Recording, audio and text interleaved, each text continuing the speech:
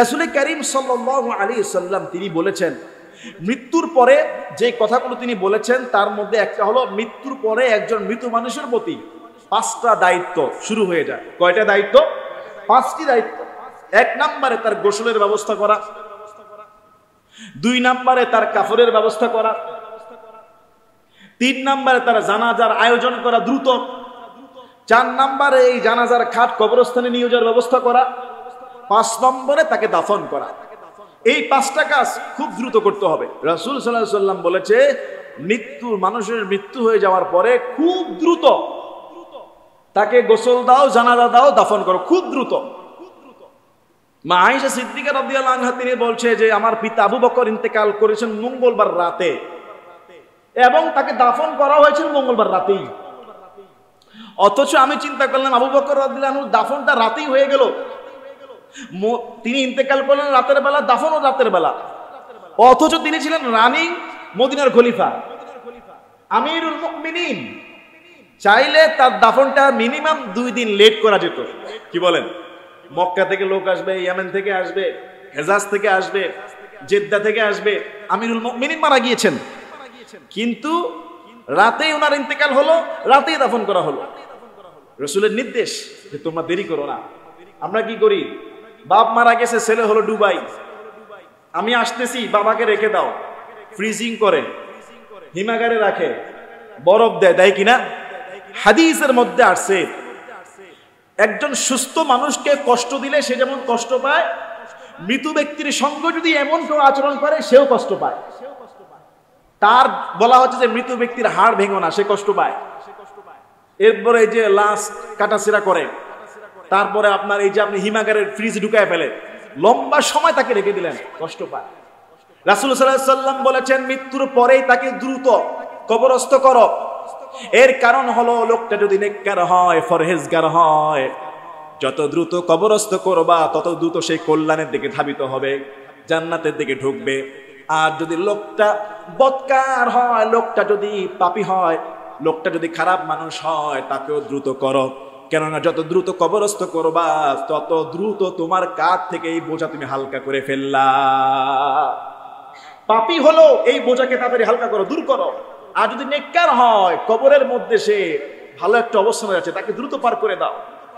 কিন্তু আমাদের দেশের এটি সিচুয়েশন, বলা হচ্ছে যেই শহরে মারা যাবে, যেই গ্রামে মারা যাবে সেখানেই দাফন করো, কোনো জরুরি ওজর ছাড়া। যেমন মনে করেন ঢাকায় একটা লোক ব্যাচেলার, সে মারা গিয়েছে, এখন তার জানাজার আয়োজন করার জন্য, তার জানাজা উপস্থিত হওয়ার জন্য তার গ্রামের সব মানুষ আসা সম্ভব না। সে ঢাকায় সিঙ্গেল ব্যাচেলার, তার কবরটা গ্রামে নেওয়া যেতে পারে, যৌক্তিক। 1 নাম্বার। 2 নাম্বারে আপনি ঢাকায় কবর দেওয়ার মতো জায়গা নাই, যাও আছে আপনি নিশ্চিত যে 2 মাস পরে এটা আবার উঠায় ফেলেন। এরকম কবরস্থান আছে না নাই বলেন? কারণ ঢাকায় তো প্রতিদিন অসংখ্য মানুষ মারা যায়, আর ঢাকার কবরগুলো স্থায়ী না, অস্থায়ী। 1-2 মাস, 1 বছর, 6 মাসের ভিতরে এগুলি কি করে উলটপালট করে ফেলে। এমন যদি আপনার সন্দেহ হয় বা আপনি যদি স্থায়ী কবর না পান, সেই ক্ষেত্রে আপনাকে গ্রামে ট্রান্সফার করা যেতে পারে, নচেত কোন শরীয়ত ওজর ছাড়া তার এলাকা থেকে অন্য জায়গায় কবরস্থ করা নিষেধ। তবে যদি আপনি মনে করেন না এইসব কবরস্থান নিরাপদ আছে, কোনো সমস্যা নাই, তারপরে কেউ যদি এটাকে উলটপালট করে সেই গুনাহগার হবে। দ্রুত কবরস্থ করার জন্য এই সিদ্ধান্ত নেওয়া হয়েছে। কিন্তু আমরা কি করি, এই লাশ নিয়ে খামোখা আমরা টানা হিসরা করি। এই লাশকে আমরা 2 দিন, 2.5 দিন, 3 দিন পর্যন্ত রেখে দেই পরিবারের জন্য। চাচা আসবে, খালু আসবে, টালই আসবে, বিয়াই রওনা হয়েছে পঞ্চগড় থেকে, ঢাকায় তার সব আছে মোটামুটি, এখন তার কি আসবে, বিয়াইয়ের ঘরের বিয়াই আসবে, আসতে লাগবে 12 ঘন্টা, এই 12 ঘন্টা রেখে দিয়েছে, না জায়েজ। সে এসে কি করবে? জানাজা পড়বে, জানাজাই কি শেষ? একটা মানুষের জন্য মৃত্যুর পরে তার জন্য দুয়ার দরজা খুলে যায়, কবর জিয়ারতের সুযোগ আছে, তার জন্য কোরআন তেলাওয়াত করার সুযোগ আছে, তার জন্য দান সদকা করার সুযোগ আছে। জানাজার জন্য আপনি সেই পঞ্চগড় থেকে তার চাচাতো ভাই আসতেছে, নিজের ছেলেও না, নিজের স্বামীও না, চাচাতো ভাইয়ের জন্য, নাতির জন্য একটা খাট আপনি 8 ঘন্টা আটকে রাখলেন, 15 ঘন্টা আটকে রাখলেন, নিষেধ। রাসূলের নির্দেশ হলো যত দ্রুত সম্ভব তাকে দাফন করে দাও, তাকে কবরস্থ করো, 1 নাম্বার।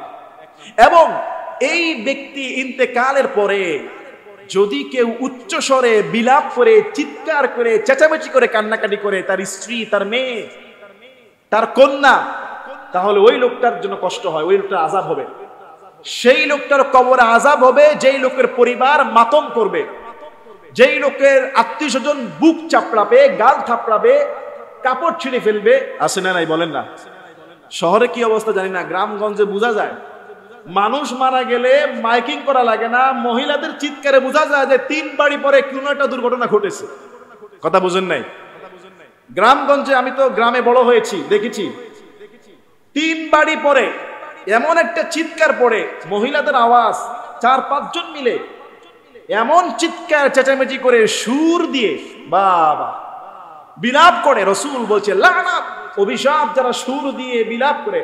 অবশ্যই আপনি কান্নাকাটি করবেন, কিন্তু সুর দিয়ে বিলাপ করে, বুক চাপড়ানো, গাল ছাপড়ানো, আপনি চিৎকার করছেন, এটা রাসূল লানাত, অভিশাপ দিয়েছেন। মৃত ব্যক্তির কষ্ট হচ্ছে, আপনি কি করছেন? আপনি তার ভালোবাসাকে প্রকাশ করতে গিয়ে যেই লোকটা সদ্য রূহ হারালো, তার কবরের আযাব বৃদ্ধি করে দিচ্ছেন। এখন বলতে পারেন হুজুর, তাহলে আমি মারা গেলেও কি আমার এই কবরে আযাব হবে? হবে, যদি আপনি আজকে বাসায় গিয়ে টাইট করে আপনার স্ত্রী সন্তানকে না বলেন। আপনি যদি আজকে বাসায় গিয়ে আমার বয়ান শোনার পরেও টাইট করে আপনার স্ত্রী সন্তান ছেলে মেয়েদেরকে ডাক দিয়ে যদি না বলেন যে তোমাদের আগে যদি আমি মারা যাই, খবরদার, যত মন চায় কান্না করবা, কোনো আপত্তি, কানতে কানতে শরীর গোসল করায় ফেলো, কোনো আপত্তি নাই, কিন্তু বিলাপ করা যাবে না, সুর দেওয়া যাবে না, কান্না অবস্থায় কথা বর্ণনা করা যাবে না। হ্যাঁ, যদি কানতে গিয়ে একটু শব্দ বেরিয়ে যায়, কোনো আপত্তি নাই। অধিক কান্না করতে গেলে একটু শব্দ বের হতে পারে, কিন্তু আমার বাবা খাইতে পারলো না রে, আছে না নাই? হায় হায়, রাতে একটু দুধ খাইতে চাইছে, দিতে পারি নাই, এইভাবে তো বলে। নাউজুবিল্লাহি মিন যালিক। শেষবারের মতো দেখা করতে পারলাম না, এইসব আপনি কান্নাকাটি করে এইসব করা মানে আপনি তার বাবাকে, আপনার স্ত্রীকে, আপনার সন্তানকে, আপনার কন্যাকে আপনি কষ্ট দিচ্ছেন। কান্না করবেন। রাসূল তার ছোট্ট ইব্রাহিম যখন মারা যায়, আল্লাহ নবীর চোখ দিয়ে পানি পড়ে, গড় গড় করে পানি পড়ে। রাসূল কাঁদতে কাঁদতে, আহারে, রাসূলের কন্যা যখন উম্মে কুলসুম ইন্তেকাল করে, রাসূল কবরের পাশে বসে বসে কান্না করতেছে, কান্না করতেছে। কান্না করবেন, কোনো সমস্যা নাই, কিন্তু চিৎকার চেঁচামেচি করা যাবে না। একজন মাইয়েত যখন ইন্তেকাল করবে, একজন মানুষ যখন ইন্তেকাল করবে, তার প্রথম কাজ হলো দক্ষ লোকের মাধ্যমে তাকে গোসল দেওয়ানো। গোসলটা হতে হবে একেবারেই পর্দার মাধ্যমে, ছেলে হোক মেয়ে হোক, পর্দা মেইনটেইন করতে হবে, দক্ষ লোকের মাধ্যমে গোসল দেওয়াতে হবে। আর গোসল দেওয়ার ফজিলত কত! রাসূল করিম সাল্লাল্লাহু আলাইহি সাল্লাম বলেছে, এখন তো গোসল দেওয়ার মানুষ হলো 2 প্রকার। একটা হলো গোসল দেয় পয়সার জন্য বা চুক্তি, এটা যদি ছাড়া যদি কেউ সওয়াবের নিয়তে যদি কাউকে গোসল দেয়, সওয়াবের নিয়তে যদি কোনো মাইয়েতকে যদি গোসল দেয়, রাসূল বলছে আল্লাহ তাআলা তাকে 40 বার ক্ষমা করে দেয়। সুবহান। কোন ব্যক্তি যদি কোনো মাইয়েতকে গোসল দিয়ে তার গোপনীয়তা রক্ষা করে, গোসল দিতে গিয়ে একজন মাইয়েতকে গোসল দিল, কিন্তু তার গোসল দিতে গিয়ে কিছু অপছন্দনীয় জিনিস তার চোখে আসতে পারে, যেমন মনে করেন বগলের মধ্যে লোম অনেক বড় হইতে দেখতে পারে, হাতের নখ অনেক বড় দেখতে পারে, কিংবা মৃত্যুর কষ্টে প্রস্রাব পায়খানা করে দিছে, এইগুলি গোসল করাতে গিয়ে সে দেখতে পারে। এইটা যদি সে বাইরের মানুষকে কাউকে যদি না বলে, গোপন রাখে, আল্লাহ তাআলা তাকে 40 বার পর্যন্ত ক্ষমা করে দেয়। সুবহান। এখন সওয়াবের নিয়তে এই গোসল করার লোকে তো খুঁজে পাওয়া যায় না, অথচ এটা কত বড় একটা ফজিলতের কাজ। আমার মনে হয় এখানে আমরা 99% এই ফজিলতে অংশীদার হই নাই।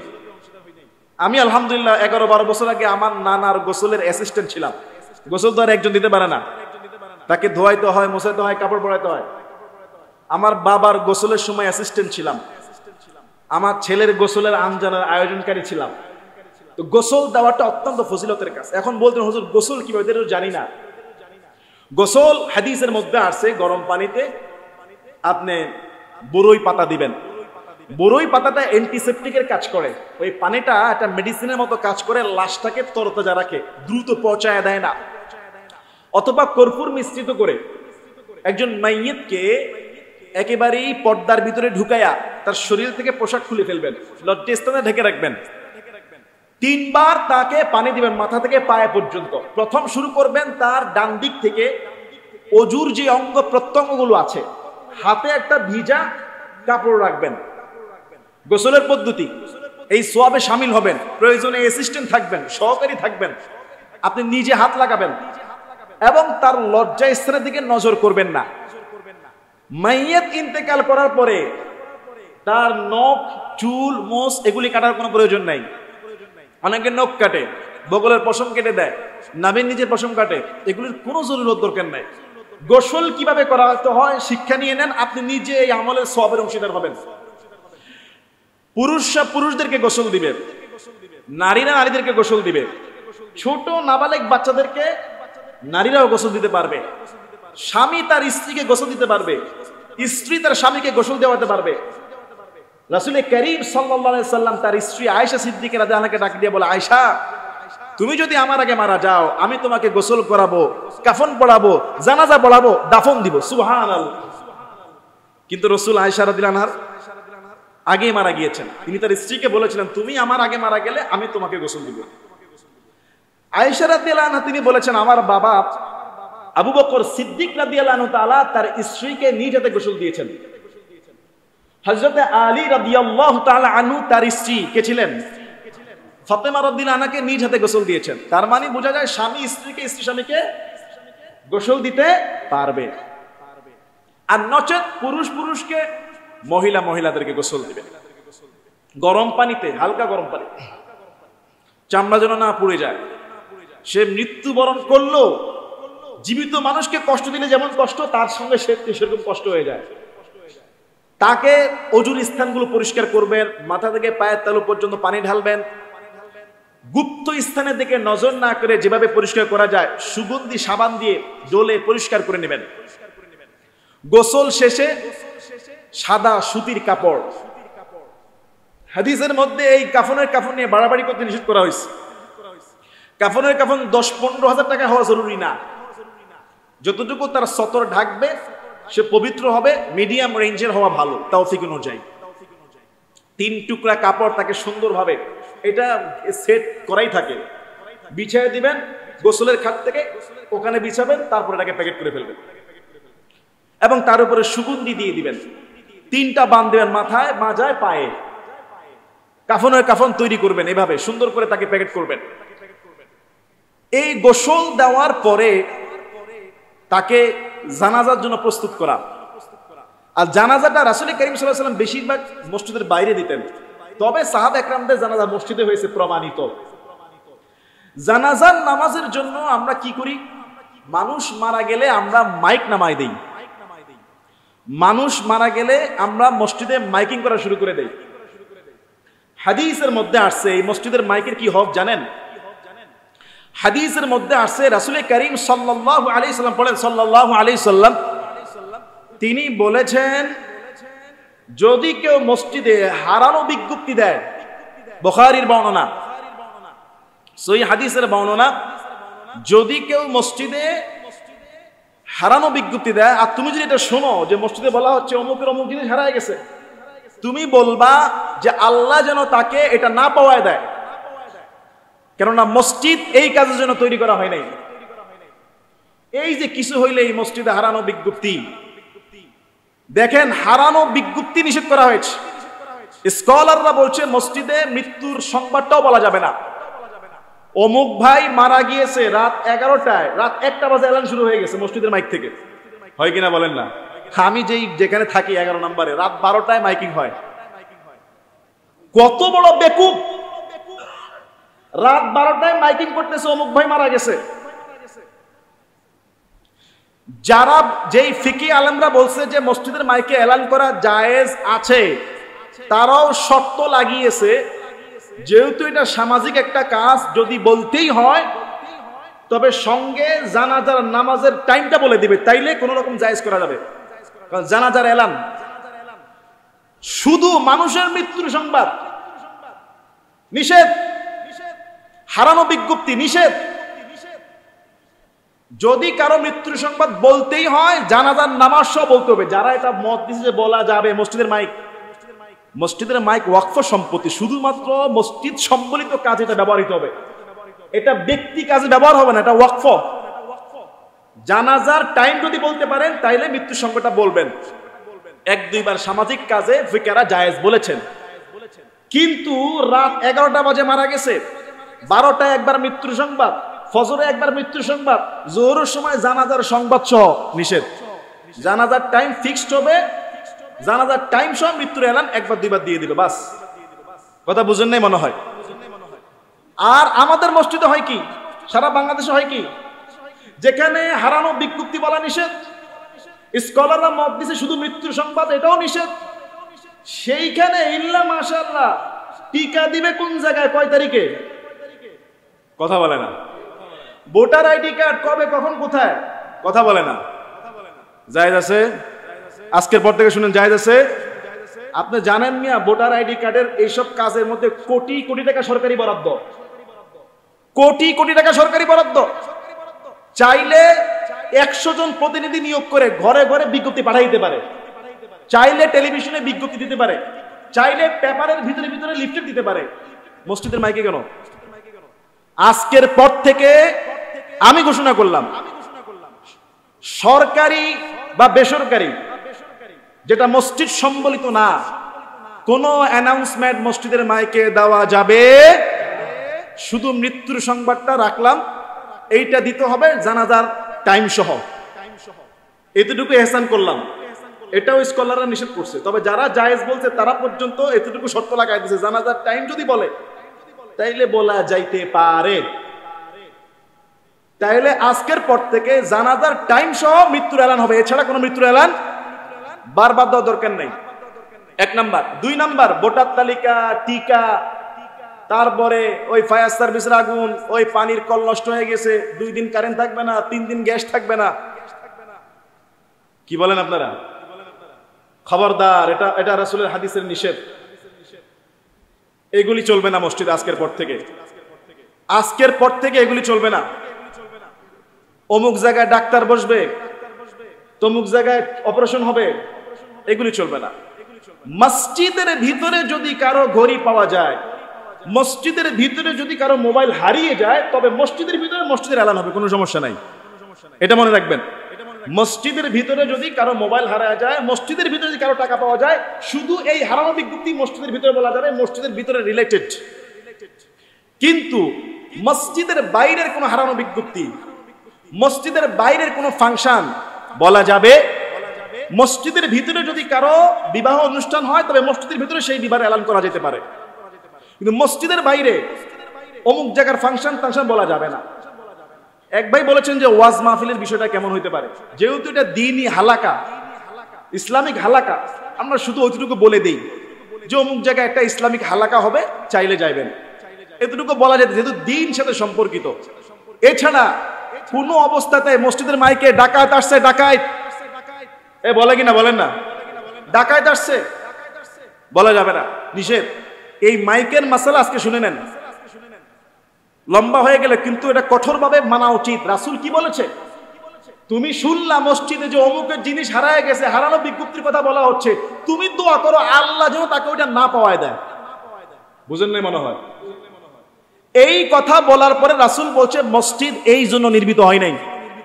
তোমার হারানো বিজ্ঞপ্তি, তোমার বাইরের অনুষ্ঠান, তোমার ওই ভোটার আইডি কার্ডের অনুষ্ঠান, তোমার গ্যাস থাকবে না, পানি থাকবে না, টিকা দেওয়া হবে, এটার জন্য মসজিদ তৈরি করা হয় নাই। কথা বুঝেন নাই মনে হয়? দ্বীনি সম্পর্কিত যদি কিছু হয়, যেমন কোন জলসা হালাকা হইল, যেমন ফিলিস্তিনের পক্ষে সমাবেশ, এটা জিহাদি কাজ, আমরা মুসলিমদের পক্ষে একটা জিহাদি আহ্বান দিলাম। যদি দ্বীন সম্পর্কিত কিছু হয়, সেটা যিনি দায়িত্বরত মিম্বারে আছেন উনি বিবেচনা করবেন বলা যাবে কি যাবে না।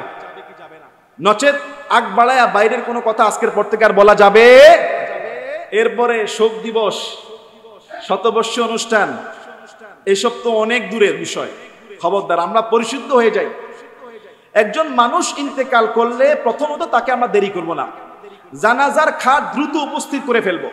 যত দ্রুত জানাজা পড়ানো যায় ততই কল্যাণ, ততই ভালো। প্রথমত তাকে গোসল দেওয়া হলো, কাফনের কাফন পরানো হলো। তবে যদি কোনো মুজাহিদ যুদ্ধ করা অবস্থায় শহীদ হয়ে যায়, রাসূল বলছে তার কাফনের কাফন নাই, তার গোসল নাই। জিহাদের ময়দানে কাফেরদের সঙ্গে লড়াই করে যিনি শহীদ হলেন, ওই শহীদের শরীর থেকে শুধুমাত্র অস্ত্র ওইটা খুলে রাখবে, কোনো বেল্ট থাকলে সেটা খুলে রাখবে। আর না হলে সেই শহীদের শরীরে যে রক্ত মাখা এইটা খোলা যাবে না, এইটাই তার কাফনের কাফন। তাকে গোসল দেওয়া যাবে না, এই রক্ত নিয়েই সে দাফন হবে। কিয়ামতের ময়দানে শহীদ এই রক্ত নিয়ে আল্লাহর দরবারে দাঁড়াবে। সুবহানাল্লাহ। কি বুঝেন? শহীদ যদি কিয়ামতের ময়দানে সেই রক্ত মাখা জায়গা নিয়ে জামা নিয়ে দাঁড়ায়, আল্লাহ এবং আল্লাহর ফেরেশতারা যখন এই দৃশ্য দেখবে যে আল্লাহর জন্য এই লোক জীবন দিয়ে দিছে, একবারে লাইভ প্রমাণ। এই জন্য তো রাসূল বলছেন শহীদ বিনা হিসাবে জান্নাতি। সুবহানাল্লাহ। শহীদ বিনা হিসাবে জান্নাতি। শহীদের জন্য গোসল নাই, শহীদের জন্য কাফনের কাফন নাই। আর যিনি হজ এবং উমরা অবস্থায় মৃত্যুবরণ করবে, তার কাফনের কাফন হলো ওই দুই টুকরা। হাজিদের দুই টুকরা ইহরাম থাকে না, তার কাফনের কাফন হলো ওই দুই টুকরা। ওই দুই টুকরা তাকে পেঁচায় ফেলবে এবং তার মাথা খোলা রাখবে, মুখ খোলা রাখবে এবং তাকে সুগন্ধি মাখবে না। আর বাকি সব মুসলমানদের জন্য কাফনের কাফন। রাসূল কারীম সাল্লাল্লাহু আলাইহি সাল্লামের সামনে জানাজার খাট উপস্থিত করা হয়েছে। রাসূল বললেন, এর কি ঋণ আছে? সাহাবারা বললেন, হুজুর আছে তো। রাসূল বললেন, আমি জানাজা পড়বো না, তোমরা পড়ো। কোন ঋণগ্রস্ত ব্যক্তি জানাজা রাসূল পড়েন নাই। কেন? হাদিসের মধ্যে আসছে রাসূল যদি তার জানাজা পড়াতেন, এটা তার জন্য ওইখানেই সুপারিশ। রাসূলের ইমামতি মানি তার জন্য ওইখানেই ক্ষমা অবধারিত হয়ে যায়। কিন্তু সে বান্দার হক আটকায় রেখেছে কিংবা কোনো কারণে পরিশোধ করতে পারে নাই। বান্দার হক বাকি আছে, এটা পরিশোধ করতে হবে। তার উত্তরাধিকার, তার ব্যক্তি মালিকানা যে ওয়ারিসের সম্পদ আছে, এটা তার ছেলে, মেয়ে, স্ত্রী, সন্তান, স্বামী পরিশোধ করতেই হবে। আর আমরা কি বোকামিটা করি? জানাজার খাটটা সামনে রেখা, ভাই কেউ লেনদেন থাকলে যোগাযোগ করেন। ওই মুহূর্তে যদি একজন বলে আমি 10,000 টাকা পাই, তাহলে কি করবেন? জানাজাই তো জায়েজ হবে না।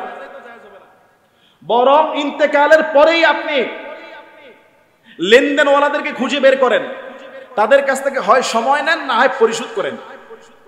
রাসূলুল্লাহ সাল্লাল্লাহু আলাইহি ওয়াসাল্লাম কোন ব্যক্তির লেনদেন বাকি ছিল তার জানাজার ইমামতি তিনি করেন নাই। তবে হ্যাঁ, রাসূল তো অনেক দয়ালু। যখন ইসলাম বিজয় হলো, রাসূলের হাতে সম্পদ আসলো, রাসূল যখন দেখতেন এই লোকটার ঋণ বাকি আছে, তখন রাসূল জানার পরে নিজের সম্পদ থেকে তার ঋণ পরিশোধ করে দিয়ে তারপর তার জানাজার নামাজ পড়াতেন। সুবহানাল্লাহ। ইসলামের প্রাথমিক যুগে তো রাসূলের হাতে সম্পদ ছিল না, তখন তিনি নিজে পড়তেন না, বলতো সাহাবাদেরকে পড়ায় দিতেন। কিন্তু যখন তার হাতে সম্পদ আসলো, ইসলাম বিজয় হলো, তখন নিজের সেই ঋণগ্রস্ত ব্যক্তির ঋণের টাকা নিজের সম্পদ দিয়ে পরিশোধ করায় তারপর নামাজ পড়াইতেন। আল্লাহু আকবার বলবেন না? কত দয়ালু তিনি ছিলেন। এবং রাসূল কারীম সাল্লাল্লাহু আলাইহি ওয়াসাল্লাম আত্মহত্যা ব্যক্তিকারী জানাজার নামাজ পড়াতেন না। এইটা একটা থ্রেট ছিল, একটা হুঁশিয়ারি ছিল যে বড় একটা কবিরা গুনাহ করে এই লোক সুইসাইড করে বড় একটা অন্যায় কাজ করছে। আল্লাহর হুকুমকে, আল্লাহর দেওয়ার জীবনকে, আল্লাহর দেওয়ার ফয়সালা মৃত্যুর নির্দিষ্ট সময়ের আগে সে তাড়াহুড়া করছে। এর জানাজা আমি রাসূল দাঁড়াবো না, অন্য সাধারণ মুসলমানরা পড়ায় দিতেন। এতে করে মানুষ ঘাবড়ায় যেত। ঠিক তদ্রূপ বর্তমানে একই অবস্থা হবে। যদি বলেন হুজুর সুইসাইডের লাশ আসছে, আমি বলবো যে আমি পড়াবো না, মুয়াজ্জিন সাহেব হুজুর পড়াবে। তখন দেখবেন আশ্চর্য, খতিব সাহেব হুজুর উপস্থিত থাকা সত্ত্বেও তিনি সুইসাইডের লাশ পড়াচ্ছেন না। অবশ্যই মানুষ একটা ভীতু হয়ে যাবে, ঠিক কিনা বলেন? সামাজিকভাবে হ্যায় প্রতিপন্ন হবে। আমি যদি বলি না আমি এর জানাজা পড়াবো না, এই লোক বেনামাজি ছিল, এই লোক প্রকাশ্যে ইসলামের দুশমন ছিল, এই লোক ইসরায়েলের দালাল ছিল, এই লোক মুনাফিক ছিল, এই লোক শাহবাগী ছিল, আমি এর জানাজা পড়াবো না, আপনাদের মধ্যে থেকে একজন পড়ায় দেন, তাইলে এরকম হাজারো শাহবাগী সোজা হয়ে যাবে। এক কথা বলেন না কেন? হাজারো বেনামাজি সোজা হয়ে যাবে, হাজারো সুদখোর সোজা হয়ে যাবে, হাজারো জেনাখোর সোজা হয়ে যাবে, হাজারো সুইসাইডকারীরা সুইসাইড করার আগে ভাববে যে আমার মৃত্যুই শুধু শেষ না, এরপরে কত লাঞ্ছনা আছে। কিন্তু আজও পর্যন্ত এমন নজির কি কোনো আলেম দেখাইতে পারছে? দেখাতে পারে নাই তো। রাসূল দেখায় দিয়েছেন যে সুইসাইডকারী জানাজা আমি পড়াবো না। রাসূল দেখায় দিয়েছেন ঋণগ্রস্ত মানুষকে ধোঁকাবাজি করছে, মানুষের সম্পদ কাটতেছে, আমি তার জানাজা পড়াবো না। হ্যাঁ, আমার সম্পদ আছে, আমি পরিশোধ করাই তারপর পড়াইছি। তাহলে সমাজে অন্যায়কারী যারা, তারা যখন চিহ্নিত হয়ে যাবে, এদেরকে আমরা কোট করব, মার্কিং করব, এবং এদের জানাজায় আলেম বুজুর্গ স্কলাররা উপস্থিত হওয়ার দরকার নাই। কথা বুঝতে পারেন না মনে হয়। সে যত বড় প্রভাবশালী হোক, সে যত বড় ক্ষমতাশালী হোক, যত বড় সম্পদশালী হোক, যত বড় সাহাবাগী হোক, ইসলাম বিদ্বেষীদের জানাজা চলবে না। জানাজার খাট নিয়ে আমরা অনেক দেরি করি। কেউ ছায়ানটে নিয়ে যায়, কেউ শহীদ মিনারের সামনে নিয়ে যায়, কেউ আবার জানাজার খাটকে সামনে রেখে লম্বা বক্তৃতা শুরু করে দেয়, কেউ বলে আমার বাবা খুব বড় ব্যবসায়ী ছিল এখানে। No, never. জানাজার খাট সামনে রেখে দীর্ঘায়িত করা যাবে না। কেউ বা আবার বলে আমার বাবা মুক্তিযোদ্ধা ছিল, রাষ্ট্রীয় সম্মান পাওয়ার অধিকারী, পুলিশ বলতেছে আমরা আসতেছি 6 ঘন্টা পরে, আইসা 3টা স্যালুট মারে, এরপর চলে। কোনো ফায়দা হবে ভাই? রাষ্ট্রীয় সম্মান দেখছেন? আমি দেখেছি 2-3টা চৌকিদার আসে, ভালো পুলিশও আসে না, আইসা 3টা স্যালুট মারে, পতাকা উত্তোলন করা হইবে, লেফট রাইট। আজীব। কবরের সামনে এই মৃত্যুবাড়ি জানাজার সামনে কোনো ফায়দা আছে? তো দ্রুত দাফন করবেন, ততই সওয়াব, ততই কল্যাণ, ততই উত্তম। জানাজার নামাজ শেষ করার পরে আমাদের দেশে অনেকে আবার সম্মিলিত দোয়া শুরু করে দেয়। অনেক জায়গায় আছে জানাজার নামাজ শেষ মিলাদ পড়া শুরু করে দিছে। আমি নিজে এরকম বহু অনুষ্ঠানের সাক্ষী। মিলাদ শেষ, দোয়া করা শুরু হয়ে গেছে। জানাজা সলাহ এটাই দোয়া, এটার ভিতরে দোয়া আছে। আল্লাহুম্মা গফির লি হাইয়িনা ওয়া মাইয়িতিনা ওয়া শাহিদিনা ওয়া গায়িবিনা ওয়া সগীরিনা ওয়া কাবীরিনা ওয়া যাকারিনা ওয়া উনসানা। এই অর্থ কখনো খেয়াল করছেন? আল্লাহ উপস্থিত জীবিত মৃত নারী পুরুষ সবাইকে মাফ করে দাও। কত সুন্দর দোয়া পড়া এর ভিতরে। জানাজার নামাজ শেষ করার পরে আবার ওইটাকে রেখে দেওয়ার কোনো দরকার নেই, যত দ্রুত সম্ভব কবরের দিকে নিয়ে যাওয়া। রাসূল করিম সাল্লাল্লাহু আলাইহি ওয়াসাল্লাম তিনি জানাজার খাট, যেই জানাজার লাশ, ওই লাশকে কবর পর্যন্ত নিয়ে যেতেন, তিনি পায়ে হেঁটে যেতেন, পায়ে হেঁটে। আল্লাহর রাসূল সাল্লাল্লাহু আলাইহি ওয়াসাল্লাম তিনি বলেছেন, যেই ব্যক্তি কোনো মাইয়িতের জানাজা আদায় করে, যে ব্যক্তি কোনো মাইয়িতের জানাজা আদায় করলো এবং কবর পর্যন্ত গিয়ে দাফন কাজ শেষ করলো, আল্লাহ তাআলা তাকে 2 কিরাত সমপরিমাণ সওয়াব দান করে দিবে। কয় কিরাত? 2 কিরাত। যে ব্যক্তি শুধু জানাজা পড়লো কিন্তু কবরে গেল না, আল্লাহ তাকে 1 কিরাত সওয়াব দান করে দিবে। বলল হুজুর 1 কিরাত কি? 1 কিরাত হলো মদিনার একটা উহুদ পাহাড়ের সমান সওয়াব দান করে দিবে। শুধু জানাজায়, শুধু জানাজা পড়লে মদিনার 1 পাহাড় সমান সওয়াব। আর যদি কবরে দেয় মদিনার 2 পাহাড় সম পরিমাণ, 2 কেরাত পরিমাণ সমান সওয়াব। বলেন না সুবহান। আল্লাহ রাসূল সাল্লাল্লাহু আলাইহি ওয়াসাল্লাম যে ফজিলতের হাদিস মাঝখানে আমি বলেছিলাম যে যদি কেউ কাউকে গোসল দেওয়া তার গোপন জিনিস গোপন রাখে, আল্লাহ তাকে কয়বার ক্ষমা করবে? ভুলে গেছেন? কয়বার? কোন ব্যক্তিকে গোসল দেওয়ার পরে তার গোপন জিনিস দেখার পরে গোপন রেখেছে, আল্লাহ তাকে 40 বার ক্ষমা করে দেয়। কোন ব্যক্তি যদি কোনো মাইয়িতকে কাফনের কাফন পড়ায় দেয়, কাফনের কাফন পড়ায় দেয়, আল্লাহ তাআলা তাকে জান্নাতের রেশমি কাপড় পড়ায় দিবে। কোন ব্যক্তি যদি কারো কবর খনন করে তাকে কবর দাফন করায় দেয়, কবরের কাজ করে, আল্লাহ তাআলা কিয়ামত পর্যন্ত তার জন্য পুরস্কারের ব্যবস্থা করে রাখবেন, তাকে জান্নাতের একটা ঘর দান করে দিবে। যে ব্যক্তি দুনিয়াতে মানুষের কবরের ঘর বানায়, আল্লাহ তাকে জান্নাতের ঘর বানায় দেয়।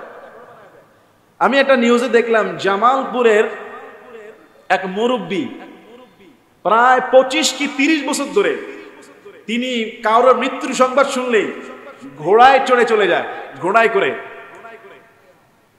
উনি বিনা পয়সায় মানুষের কবরের কাজ খনন করে দেয়। যিনি কবরের কাজ করবেন, গোসলের কাজ করবেন, বিনা পয়সায় নিয়ত রাখতে হবে, কোনো পারিশ্রমিক আশা রাখা যাবে না। তবে যদি কর্তৃপক্ষ তাকে কিছু দেয়, খুশি হয়ে ভালোবেসে সেটা নেওয়া জায়েজ আছে। আর খুশি হয়ে দিবেন, না দিলে তো এই কাজের লোক পাওয়া যাবে না। একটা কবর খনন করা কিন্তু চারটিখানি কথা না। মাটি কাটার কাজে যিনি পারদর্শী তিনি এগুলি করে, আর একটা কবর খুঁড়তে গেলে মিনিমাম 5-7 ঘন্টা লেগে যায়, লাগে কিনা বলেন না? লম্বা সময়। কিন্তু তাকে কিছু পারিশ্রমিক দিবেন, হাদিয়া দিবেন। যিনি গোসল করে তাকে কিছু হাদিয়া দিবেন, যাতে করে সে তার কাজকর্ম, ব্যবসা বাণিজ্য, অফিস আদালত বন্ধ করে আপনার যে কাজটা করতেছে ভবিষ্যতে যেন সে আরেকটা কাজ করে উৎসাহিত পায়। তবে সে চুক্তি করবে না, তবে সে চাইবে না, সে আল্লাহর খুশির জন্য করবে। তার মনে নিয়ত থাকবে সে না দিলেও সমস্যা নাই, কেননা মানুষের কবর খনন করা রসুল বলছে বানায় দেয়। মানুষকে কাফনের কাফন পরানো রসুল বলছে আল্লাহ তাআলা তাকে জান্নাতের মিহি এবং মোটা রেশমি কাপড় পরায় দিবে। মানুষকে গোসল করায় দেওয়া রসুল বলছে তার গোসল দেওয়ার পরে তার যে গোপন জিনিসগুলো, গোপন রাখা, আল্লাহ তাআলা তাকে 40 বার ক্ষমা করে দেয়। সুবহান। তাহলে গোসল করানো, কাফন পরানো, কবর খনন করা সওয়াবের কাজ কিনা বলেন না? এই কাজের সাথে সম্পর্কিত থাকতে চাই কি চাই না? অনেক বড় ফজিলতের কাজ। গোসল করিয়েছি, কাপড় পরিয়েছি, এখন কবর খননের কাজটা আমার বাকি আছে, এটা করতে হবে। জান্নাতের ঘর, কিয়ামত পর্যন্ত আল্লাহ তাকে সওয়াব দেয়, কিয়ামত পর্যন্ত। এই কাজগুলোতে আমাদের আগ্রহ কম। এই কাজগুলোতে আমাদের আগ্রহ কি কম? এই কাজগুলোতে আমাদের আগ্রহ নাই, অংশীদারিত্ব নাই। সবাই করবেন, করবেন ইনশাআল্লাহ। আগামী জুমায় জানাজার পরে অংশ থেকে শুরু হবে, জানাজা শেষ করার পরে করণীয় ইনশাআল্লাহ বলেন।